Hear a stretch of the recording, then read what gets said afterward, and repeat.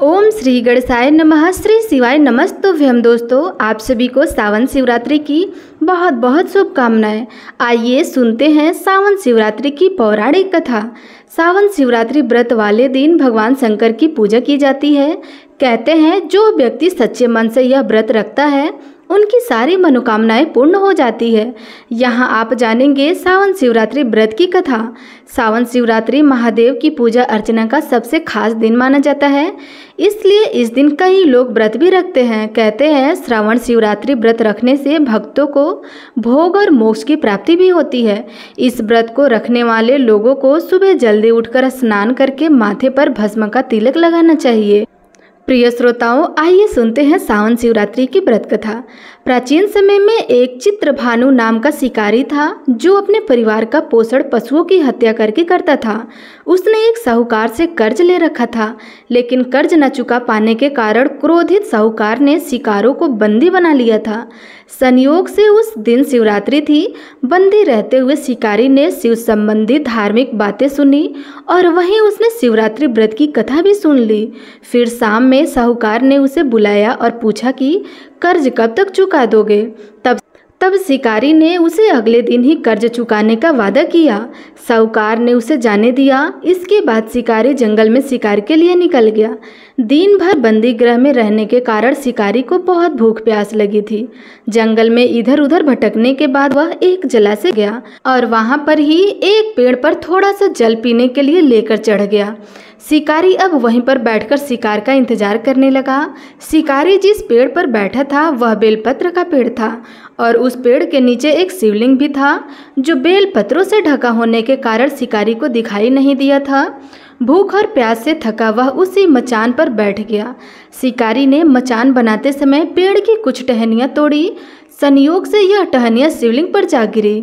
इस प्रकार शिकारी से दिन भर भूखे प्यासे रहकर अनजाने में ही सही पर शिवरात्रि का व्रत भी हो गया और शिवरात्रि पर बेलपत्र भी चढ़ा दिया। रात्रि का एक पहर बीतने के बाद एक ग्रामीणी मृगी तालाब के किनारे पानी पीने के लिए गई। शिकारी ने उसे मारने के लिए अपना धनुष उठाया और संयोग से फिर से उसके हाथ से धक्के से कुछ पत्ते जल की बूंदें नीचे बने शिवलिंग पर गिर गई और अनजाने में ही सही शिकारी की प्रथम पहर पूजा संपन्न हुई। मृगी शिकारी को देखकर बोली, मैं गर्भणी हूँ, शीघ्र ही प्रसव करूँगी। मैं वादा करती हूँ कि बच्चों को जन्म देकर शीघ्र ही तुम्हारे पास वापस आ जाऊँगी, तब मार लेना। मुझे शिकारी ने मृगी को जाने दिया। कुछ देर बाद एक और मृगी वहां आई। शिकारी ने उसे देखकर धनुष पर बाण चढ़ा दिया। शिकारी ने जैसे ही धनुष उठाया वैसे ही अनजाने में कुछ और बेलपत्र उसके हाथ से नीचे शिवलिंग पर जा गिरे और इस तरह से उसकी दूसरे पहर की भी पूजा पूर्ण हुई। इस मृगी ने भी विनम्रता पूर्वक शिकारी से निवेदन किया कि मैं थोड़ी देर पहले ऋतु से निर्वित हुई हूँ, अपने प्रिय की तलाश कर रही हूँ। मैं वचन देती हूँ कि अपने पति से मिलकर शीघ्र ही वापस आ जाऊँगी, तब मुझे मार लेना। शिकारी ने उसे भी जाने दिया। अब रात्रि का आखिरी प्रहर बीतने को था। फिर एक और मृगी अपने बच्चों के साथ उधर से निकली। शिकारी ने उसे मारने के लिए तुरंत ही धनुष पर तीर चढ़ा दिया। यह देख मृगी बोली, मैं इन बच्चों को इनके पिता को सौंपकर वापस लौट आऊंगी, तब मुझे मार लेना। शिकारी ने उसे भी जाने दिया। शिकार न कर पाने के कारण शिकारी परेशान हो गया और पेड़ पर चढ़ गया।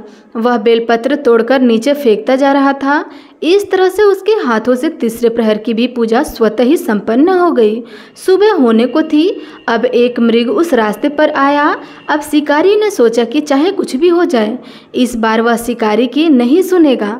शिकारी को देखकर मृगु ने कहा कि यदि तुमने मुझसे पहले आने वाली 3 मृगी हो और उनके बच्चों को मार डाला है तो मुझे भी शीघ्र मार दो, क्योंकि मैं उन मृगी का पति हूँ। यदि तुमने उन्हें जाने दिया है तो मुझे भी कुछ समय के लिए जीवन दान दे दो। मैं वादा करता हूँ कि उनसे मिलकर तुम्हारे पास उपस्थित हो जाऊंगा। शिकारी ने उसे भी जाने दिया।